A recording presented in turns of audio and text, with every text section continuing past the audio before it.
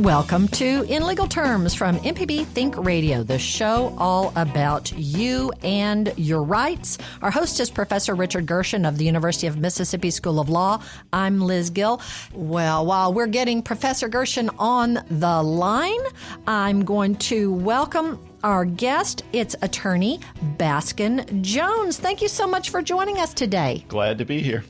Tell us a little bit about your background. Yes, I'm born and raised in Mississippi. I went to law school at Ole Miss, and Professor Gershon was the dean during my tenure at the law school, but moved right back to Jackson, and I've been practicing for the last 12 years here in Jackson. My practice is all about injured people. So car wrecks, slip and falls, medical negligence, all of those items fit into what we do day to day. We always represent individuals, usually suing insurance company. Sorry, Commissioner Cheney, but that is the majority of our practice, and we enjoy the process of making sure that people get what they need at the end of the day in these injury claims. Attorney, our guest, Baskin Jones, mentioned Commissioner Cheney because earlier today on Money Talks, the insurance commissioner was on the show. So if you would like to find that podcast, you can find the podcast. Professor Gershon, we're glad that you're with us today. Good morning, Liz. How are you? I'm glad, always glad to have work with you, and great to have Baskin Jones back on the show today. It's exciting to talk about this topic. Really, hopefully people are driving carefully as they're listening to the show, but we're just happy to talk about auto accidents today. And I hope nobody gets into one. But good morning, Baskin. How are you? Good morning. Doing well. We're excited to be here, and certainly if you're out there on the roadway, continue to remain vigilant. Well, absolutely, and maybe put down your cell phone while you're driving. I don't know about you, but I see a lot of people with just who cannot separate themselves from their phones while they're driving, and it's a little bit worrisome. But let's talk today. We're talking about the legal implications of auto accidents and why someone would need a lawyer in the event of an auto accident. So when we talk about fault, what do we mean when we say someone is at fault? Right. Well, in a perfect world, we would all drive our vehicles on the roadway and all be completely reasonable human beings. Now, that's not always the case. People make decisions that are outside of, the standards we think of as best practices, and that would be called negligence. Any variance from those best practices or what a reasonable person would do. So if you are the person who has been unreasonable, let's say if you're distracted by your cell phone, if you change lanes and weren't sure the other lane was clear, you caused the collision, fault, describes that the blame for the wreck would be on you and also the financial responsibility for the results of the wreck. Well, so when we talk about fault, now, how can both people be at fault? Is that possible? Right. Well, they can. And in Mississippi, we are what's called a pure comparative fault state. So at some point in these proceedings and this process of the car wreck, there's going to be a determination made, and that's just going to be a percentage, and a percentage assigned to one driver or the other driver and even a third party that whoever might have fault for the wreck, whoever might have some responsibility, at some point in this process, a jury is going to be asked to return a percentage. What percentage is driver one? What percentage is driver two? And that will be the breakdown of the financial responsibility as well. If you take the total amount of damage done in a wreck to either party, the breakdown of who is responsible for what part of that damage is going to be that same percentage, the percentage of fault. I'd like to back up just a little bit. When we talk about when would an attorney get involved in a car accident? Right. Well, our preference is always day one that the process of gathering information, of making sure that everything that needs to be documented is documented, is a very important part of this process. So ensuring that appropriate medical care happens after a wreck, assuring that this video potentially of an intersection or a video that might be available at a gas station across the street. Gathering that sort of information, gathering cell phone records, you're on a timer. And there's going to be a date and in the future where those bits of information just disappear. Sometimes these video systems are on a 2-week timer. Cell phone records, it's as little as 30 days sometimes. So if the wreck is a serious one, our involvement on day one makes sense because the amount of complex issues that might come up and the need to gather information, especially if there's any doubt in anyone's mind about how a wreck occurred. We're comfortable with complex wrecks. We're comfortable with he said, she said wrecks, wrecks that might happen at an intersection. And you hear back from the insurance company, well, we're not sure what happened exactly. We know you say how the wreck happened, but because we're not sure, we're just going to make it 50-50 liability. We're only going to pay for half of your damages to your vehicle because we think we have an argument that you caused at least half of this, or we feel comfortable that you're going to have to prove to us otherwise. In that situation, if the insurance company has been reasonable with you, you think, well, it seems like they're taking responsibility. And then, 8 weeks into the process, you start seeing the real story, the real fact that this insurance company is going to contest your amount of liability and your story in the wreck. And then they're 2 miles down the road and proving that you're half at fault for this wreck. They've already taken statements from the other driver and any witness, and an attorney representing you in that instance. The insurance company is always thinking this way. We might not be thinking that way. So that's why it would make sense to have an attorney involved early, even if, it is seems like it might be a cut and dry or more simple type case, but especially in the ones that are complex. So when you represent someone, a person, you're helping someone because they have had a wreck, and there does come a legal proceeding, would it be against another person's insurance, your client's insurance, or all of the above? Well, the state of Mississippi requires $25,000 of insurance for personal property and bodily injury on every vehicle in order to drive in our state.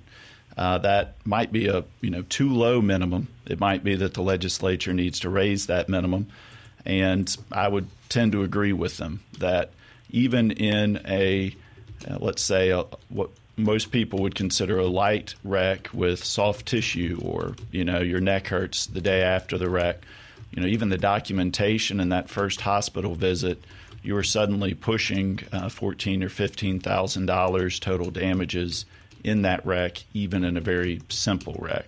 So in instances where it's more injury, more damage to these vehicles, suddenly you're beyond those state minimums of what insurance coverage would cover. So it's always against an insurance company because we require insurance in Mississippi.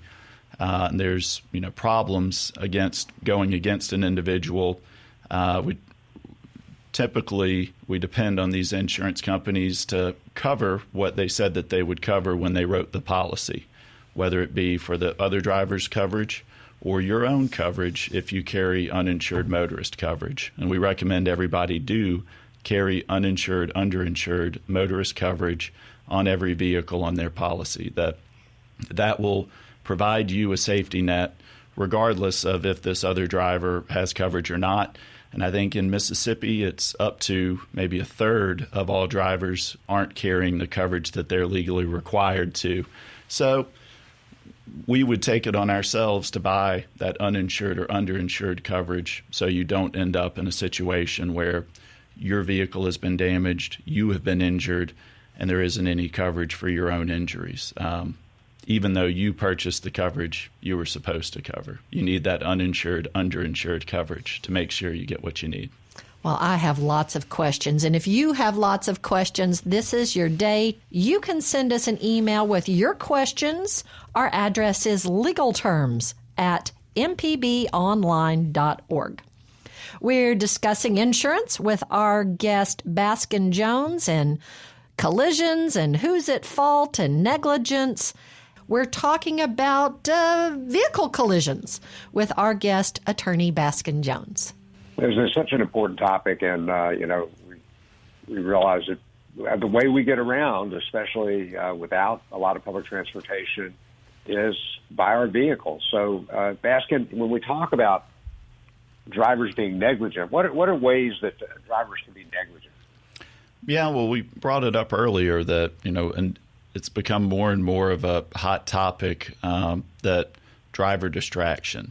Our cell phones are a part of our daily lives now, and we have notifications to check on. We have people that are sending us text messages. We have group chats. We have YouTube videos. Sometimes people are streaming actively as they're driving. All of these situations, our attention is maybe not where it should be. Our attention should be on the roadway and ensuring that we're getting where we're going safely. But driver distraction, either from a device or from other interesting things happening outside of our cars, a big cause of wrecks. Driving too fast for the situation that you were in, failing to yield to other vehicles, stop signs that came up out of nowhere, you didn't see them. But some of the categories we don't immediately think of that come up in the cases we work are things like vehicle maintenance. A tire blowout or brake failure. When was the last time this person had their brakes serviced? And was that the reason that they rear-ended this other vehicle?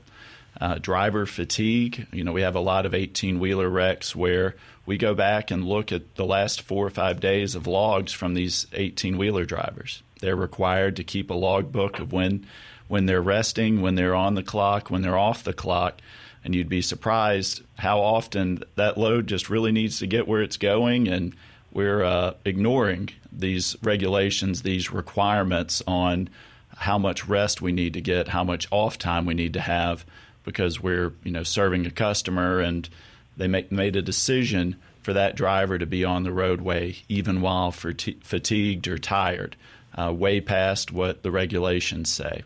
So when we look into the details of these wrecks, there are all sorts of other issues out there that you might not think of. If you're involved in a wreck, there's probably 30 different categories that my mind is going through and thinking about the wreck you've just been involved in to explain exactly what happened and where fault for that wreck might lie. And if you're an individual that's been involved in a wreck, you're at a real disadvantage because the insurance adjuster does the same thing every day. He is looking at ways to pay the minimum amount on any claim that hits his desk. That is his job, and he is very good at his job in minimizing the amount of liability, the amount of risk that this insurance company might have. They want to minimize and save the company money, save the shareholders money.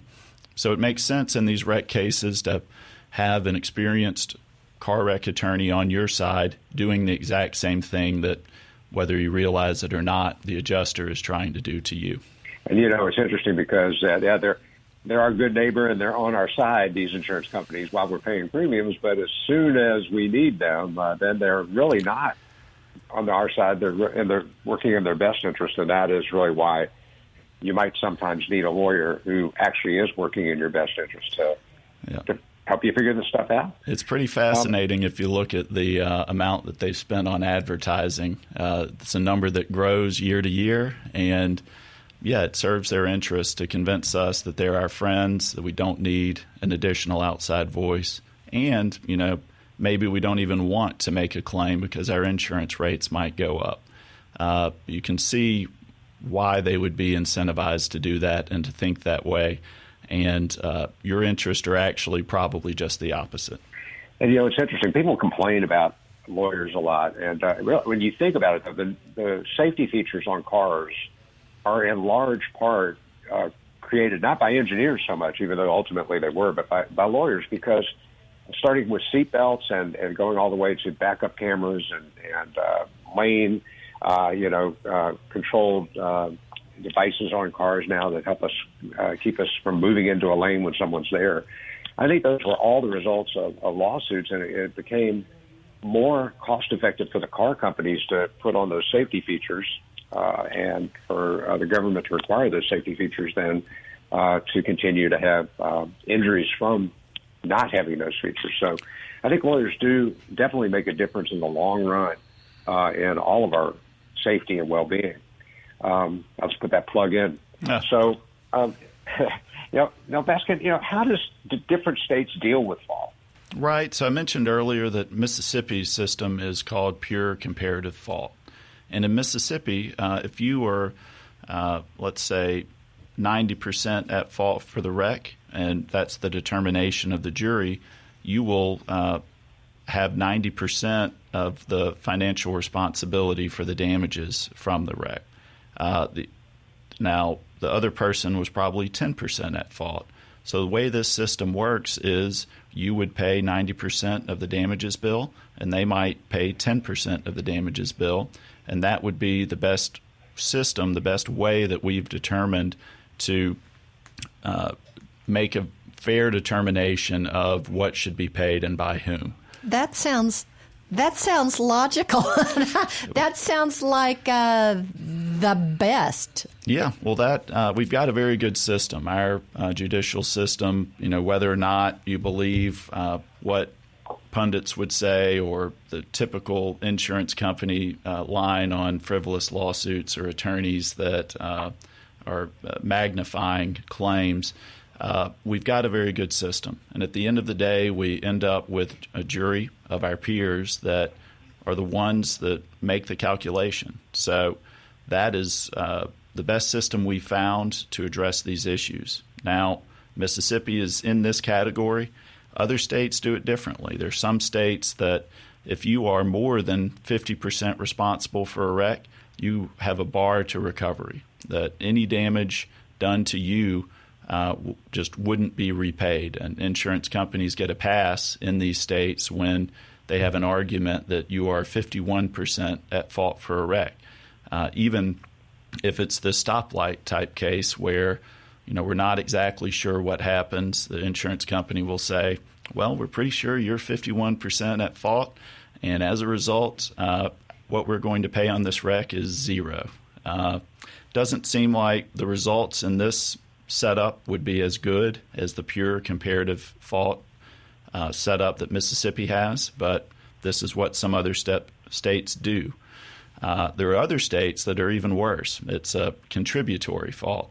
So if there's evidence that you had any part in the wreck, if you were, let's say, 10% at fault for the wreck, that would be a bar to recovery in these other states. So insurance companies they might not be acting as neighborly in those states as you might be led to believe in other states. But I think as an example that Mississippi has a good system for dealing with these things. It's a logical way to think about attribution of fault and what percentage of fault a particular driver has, and that is the portion of the damages that they would be responsible for. Well, let's talk a little bit about, one thing I've heard when we talk about fault is that the car, if there's a rear-end collision, the car in the back is always at fault. Is that true? That might be too simple. There's oftentimes other contributing factors in wrecks that you need to think about, even in a wreck that might seem as simple as a rear-end collision. That what if the car in front has non-functioning brake lights? They were slowing or stopping, but their vehicle does not have the signal required to show that they are slowing or stopping. Would that driver in the front have a certain percentage of the blame as a result of the state of their vehicle? Often the answer is yes. They come to a sudden, unnecessary stop. Let's say they love wildlife and slam on their brakes from 50 miles an hour and you're traveling behind them unexpectedly just because they saw a deer on the side of the road. I'm not sure that would be reasonable conduct from the car in the front. And so it might very well be the case that that person would have some part of the blame for the wreck. Maybe it's not complete. Maybe you, the vehicle that is behind that did the rear ending, would have some portion of the blame. You should have been driving in such a way that you could have avoided a vehicle even slamming on brakes in front of you. But there are considerations. There's things that move the needle either direction on who is going to be at fault or who's found to be at fault for a wreck. And that's my job, that, asking these questions, making facts clear that this is some of the things you should be thinking about and how this wreck occurred. That is a normal part of this process to try to get to the truth of what the accurate percentage of fault might be. This is so very interesting. If you have a question or you have a comment, we would love to get you part of our conversation. We'd love for you to email us your questions. We've got an email coming up. Our address is legalterms@mpbonline.org. We're talking about automobile wrecks and insurance and collisions with our guest, Attorney Baskin Jones. Our lines are full. Let's take this email first. This has a lot of moving parts, so Baskin will let you pick it apart once I've read it. My daughter and her friend were in an automobile accident last Friday on the interstate. The other driver passed them and got into their lane and for whatever reason hit their brakes. Thankfully, no one was seriously injured but had to be transported to a hospital by ambulance. I'm assuming that means the daughter and the friend. Yep. My daughter is 18 years of age. Her friend's mom is a paralegal and said that she should sue the insurance provider, but needed me to look over some paperwork and sign it because my daughter is a minor. Is that accurate about needing my signature if they follow through? Vehicle was totaled. Thank you. Yikes. Well, this is what we affectionately call a law school exam problem. There's some different moving parts in this, and I'll try to address them just as I'm thinking about them. She's probably correct. In Mississippi, 18 is not, for car wreck purposes, fully able to sign a release on their own behalf. If the amount of the claim is above a certain level, there's some argument both directions on the appropriate process for resolving that claim and whether a judge's approval would be required. So the paralegal is probably right on that front. There very well will be a chancery court judge that would approve the settlement at the end of the process. Now, this is a good example, I think, of a claim where you want to be checked out after a car wreck. Those initial checkout visits to the hospital or to your primary provider provide an incredible amount of information and are good information about your injuries and what your next steps might be. You're entitled to this type of diagnostic care. A lot of times people wake up a day later, 2 days later, and feel like they got hit by a Mack truck. And maybe they did get hit by a Mack truck. They just didn't feel that way immediately after the wreck. So good idea to go get the diagnostic care to document what happened in this wreck. But also it seems likely that this will be a he said, she said type incident. And it looks like the driver of the vehicle your daughter was in did the rear ending. So just like we talked about these categories, you'll want to have some more eyewitness testimony, have some more facts about how the damage to the vehicles came out to show that this wreck more likely happened the way your daughter and her friend said it happened rather than this other driver who's likely to say, I was rear-ended. All right. I hope that helps our emailer. All right. We've got lots of calls. Jay, let's go to Randy in Baton Rouge, who's on line 4.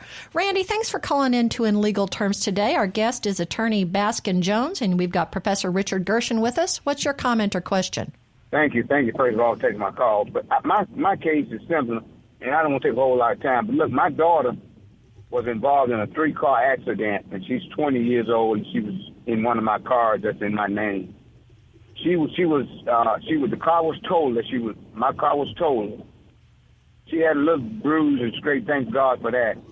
But the insurance, and when I bought that vehicle, the dealership put gap insurance on there, and full coverage because I couldn't drive it off the lot without all that. Now, since this accident, the dealer is denying that I had gap and denying the other insurance that was put in the note. I did, however, get a letter from the third. It was 3 cars. A VWI hit my daughter and bounced off that truck and hit a third car. The third car insurance contacted me and said they investigated and they was not at fault with the accident. We do have the police report. The truck was in the wrong, but the truck was uninsured. My company want to pay my daughter expenses. My company wants to pay my daughter expenses and hurt and ambulance and all that stuff reimbursement. So, but I lose a car. Yeah. So kind of advise me there. Yeah. Well, you. It sounds like another similar question with a lot of moving parts. Now, the things I will say to you are, it sounds like you've got multiple vehicles in your household, and your own coverage could be your saving grace here. That if you and your household and your daughter is a member of your household and a blood relative, she would have access to any and all of your auto policies and the uninsured or underinsured type coverages that might be available. So while the vehicle itself might not be on your policy because you hadn't added it yet, your daughter's bodily injury very likely will be covered under your policy in your home and any blood relatives policy. So it's a good example of why an attorney looking over the large picture of your claim might be worthwhile. Thinking about, you were focused on what the dealership's coverage might be on this individual video, and it might be easy to miss the coverage that would be available from the broader policies here. And that's a big part of what we do, is go and look for available insurance and try to find those coverages that you've bought and paid for that might be able to be used in this instance to really pay for these medical bills, to pay for lost work, and any other ways your daughter has been affected by this wreck. Yes, sir. Thank you, sir. Thank you, Randy. We appreciate you calling in.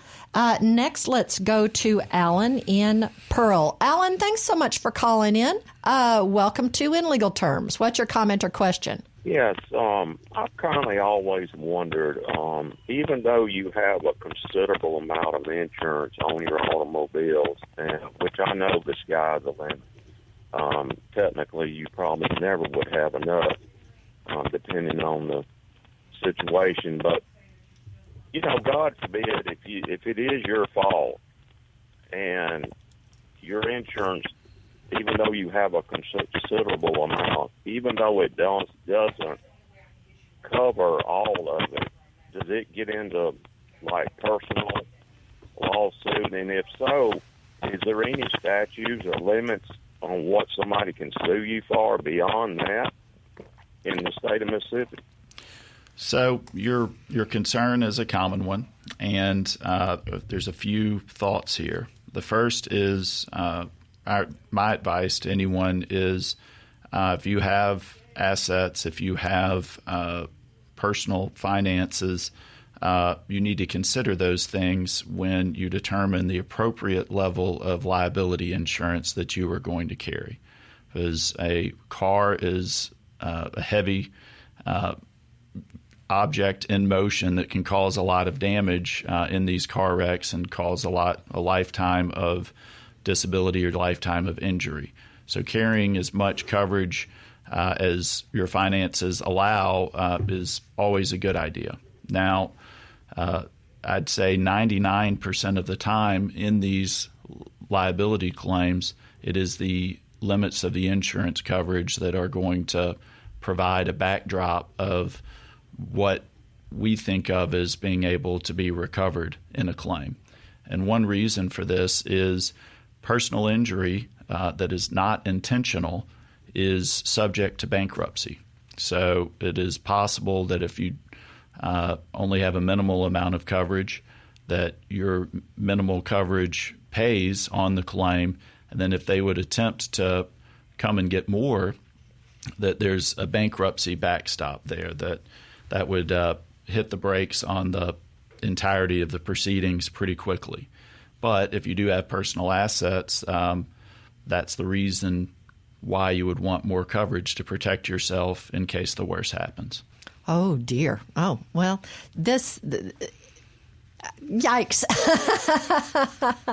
Get good insurance coverage and carry uninsured motorist coverage. That is always my recommendation. And you can call and thank me later. And Mississippi has a very positive, consumer-friendly law in this area that the coverage is allowed by uninsured coverage. And for your family members who live with you, they're broad, and it is good coverage, the uninsured and underinsured motorist coverage. And I know from my work with Money Talks, you need to review your insurance periodically and even shop around, because hardly ever will your insurance company reduce your premiums, but if you go to a different one, you might get a better deal by shopping around. It would probably be newsworthy if insurance rates went down in any particular year. I don't think it has happened in recorded history. So you expect a bump, and the best thing you can do is shop around every few years on your insurance coverage. We are so very grateful when busy attorneys take time to join us on our show. Baskin Jones has helped us out before. I'll tell you when next. Thank you for being part of In Legal Terms. If you have missed any of our program, you can listen to the whole show from the MPB Think Radio YouTube channel. And I love that the YouTube channel will transcribe what we're saying. The kids these days all use closed captioning, and they have the audio muted. So this way you can watch us. Well, you can't watch us. You can have the show on YouTube, but then read what we're saying. We really appreciate our guest, attorney Baskin Jones, coming in today to discuss insurance and specifically car wrecks. He's been so generous with his time in the past. You can find his podcasts August 9th of 2022. He also talked about insurance. January 18th of 22, he talked about subpoenas. July of 2021, we talked about what happens when you turn 18 in Mississippi. And in January of 21, we talked about cycling and insurance. All these links will be on our website, inlegalterms.mpbonline.org. Rebecca from Fulton, you've been waiting so patiently. Thank you so much. We'd love to welcome you to In Legal Terms. Good morning. Good morning. Yes, I was just going. I was in a wreck back in the day when I was young and stupid, and I there was a car that was in front of me that hit someone, and then I hit him, and the guy in front of me tried to tell the police that I was responsible for the wreck. But anyway, so, but the physics of it showed that I was not the one that was primarily responsible. I did have some liability there, but he lied to the police and told them that I was responsible, and the officer didn't give me a ticket. But I just wanted to say that the physics of it showed that what was true. That is a good point. In the moment, right after a wreck, your mind is probably going 100 different directions. And it is hard to remember that, a photo of your vehicle and the position that it was in when it came to rest, the photos of the damage, picture of the other driver's tag, all this information could be very important later. We're focused on different things right after a wreck, and our adrenaline is going. And that plays into the getting checked out, that you might not be sure exactly what is going on with your body because of that adrenaline. And it could be that going ahead and getting checked out, reporting, what is hurting, what is aching that day, it makes sense. We recommend it. But the next day, if you have to, the question becomes in this documentation, where's the information? What is party one saying? What is party two saying? So you want to be clear in how you communicate about how the wreck happened, as well as come with some documentation, come with your photos, come with any eyewitness that might be there. But gathering that information early, it might seem like a lot of heavy lifting, and it is a lot of heavy lifting, but that's why attorneys that do what we do exist, and we are here to help, and especially if it feels overwhelming. There's odds stacked against you and for the insurance company in all sorts of categories. So, but document. That, I think, is the lesson here. But thank you for calling in, and so happy to speak with you this morning. Thank you, Rebecca. Now, of course, before the show, Baskin Jones and I were talking. Mention what you told me about the dash cams. Right. So we've seen an uptick in drivers protecting themselves and having their own dash cam. When the technology first came out, it would only be 18-wheeler drivers that would be using these devices.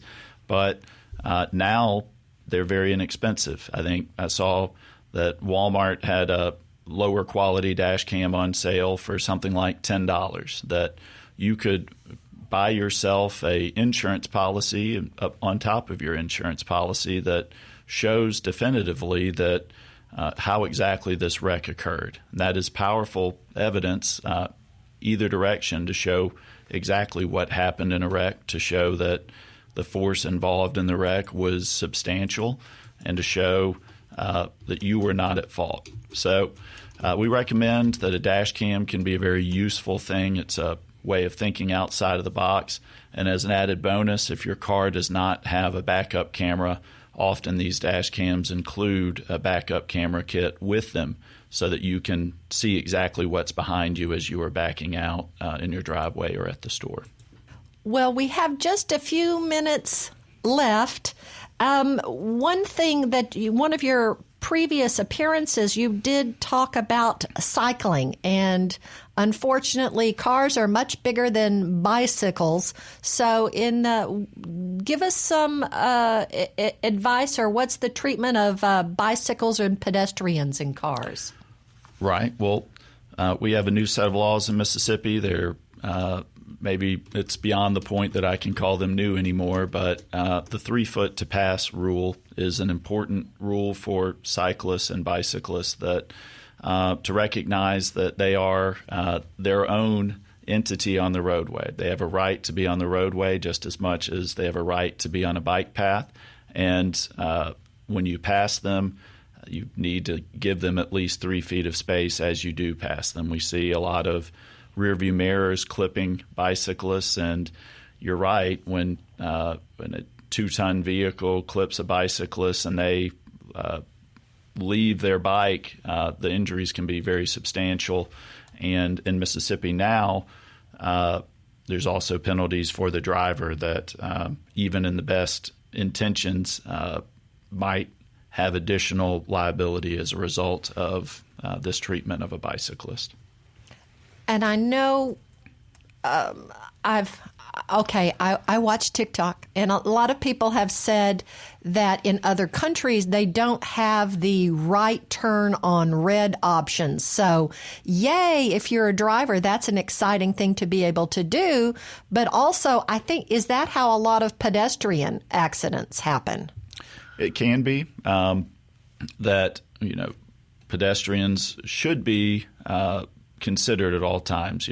We all had the driver's ed moment where I think in driver's ed they teach you to be aware of pedestrians by talking about children. If you're driving through a neighborhood, you don't know when a child is going to run across the street. That's normal for a child, and the child might not be thinking about cars in the roadway.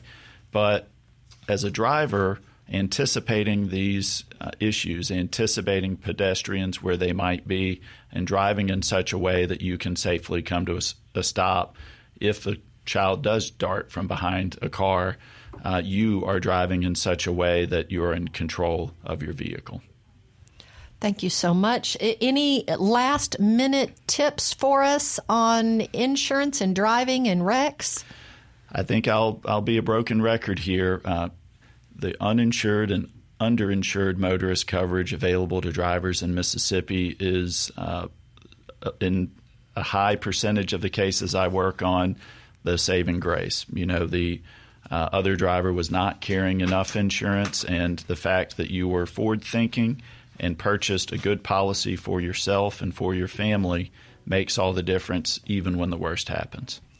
Thank you. Thank you, Baskin Jones, for being our guest today. We really appreciate you taking time out of your schedule to join us. Glad to be here. Thank you.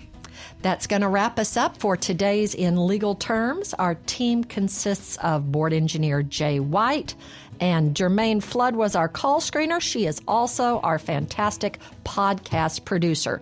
So for Professor Richard Gershon, who hosts from the University of Mississippi School of Law, I'm Liz Gill. Join us next Tuesday at 10 a.m. Central for In Legal Terms on MPB Think Radio. This is an MPB Think Radio podcast. To hear previous shows, visit mpbonline.org or download the MPB Public Radio app to listen on your iPhone or Android phone on demand.